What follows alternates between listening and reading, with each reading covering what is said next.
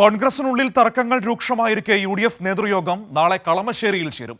കോൺഗ്രസ് നേതാക്കൾ തമ്മിലുള്ള തർക്കങ്ങൾ UDFനെ ദുർബലപ്പെടുത്തുന്നു എന്ന പരാതി മുസ്ലിം ലീഗ് ഉൾപ്പെടെയുള്ള ഘടകകക്ഷി നേതാക്കൾക്കുണ്ട്. വിഷയം മുന്നണി യോഗത്തിൽ ഉന്നയിക്കാനാണ് ഘടകകക്ഷി നേതാക്കളുടെ തീരുമാനം. തീരദേശയാത്രയും തെരഞ്ഞെടുപ്പൊരുക്കവുമാണ് നേതൃയോഗത്തിന്റെ അജണ്ടയെങ്കിലും കോൺഗ്രസിനുള്ളിലെ തർക്കങ്ങളാകും പ്രധാന ചർച്ചാ വിഷയം. മുസ്ലിം ലീഗ് ഉൾപ്പെടെയുള്ള ഘടകകക്ഷികൾ വിഷയം യോഗത്തിൽ ഉന്നയിക്കാനാണ് തീരുമാനിച്ചിരിക്കുന്നത്. ശശി തരൂർ നടത്തിയ വിമർശനങ്ങളെ തുടർന്ന് കോൺഗ്രസിനുള്ളിൽ വലിയ തർക്കങ്ങൾ ഉടലെടുത്തു. എന്നാൽ ഉള്ളിലെ തർക്കങ്ങൾ പരിഹരിക്കാൻ പാർട്ടി നേതൃത്വം ഒരു നടപടിയും സ്വീകരിച്ചില്ലെന്ന് ഘടകകക്ഷികൾക്ക് പരാതിയുണ്ട്. ചില നേതാക്കൾ പ്രസ്താവനകളിലൂടെ എരുതിയിൽ എണ്ണയൊഴിക്കുന്ന സമീപനം സ്വീകരിക്കുകയും ചെയ്തു. ഇത് മുന്നണിക്ക് ക്ഷീണമുണ്ടാക്കുന്നു എന്നതാണ് ഘടകകക്ഷികളുടെ വിമർശനം.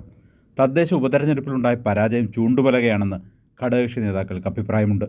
കോൺഗ്രസിനുള്ളിലെ തമ്മിലടിയാണ് എല്ലാറ്റിനും കാരണമെന്ന് അവർ വിമർശിക്കുന്നു. മുന്നണി നേതൃയോഗത്തിൽ ഈ വിമർശനം ശക്തമായി ഉന്നയിക്കാനാണ് തീരുമാനം.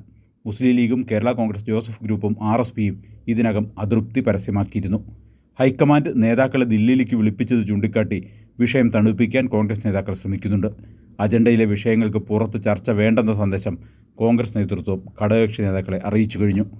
ചില ഘടകകക്ഷി നേതാക്കൾക്ക് തരൂരിനോടുള്ള മൃദു സമീപനത്തിൽ പ്രതിപക്ഷ നേതാവിനും കൂട്ടർക്കും അതൃപ്തിയുമുണ്ട്.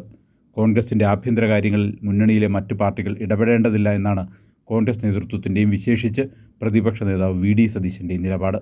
മുസ്ലിം ലീഗ് നേതൃത്വം ഇതിന് എത്രമാത്രം വഴങ്ങുന്നു എന്നാണ് ഇനി അറിയേണ്ടത്. വഴങ്ങിയില്ലെങ്കിൽ UDF നേതൃയോഗം തർക്കത്തിനുള്ള വേദിയായി മാറും. സാലി മുഹമ്മദ്, കൊച്ചി.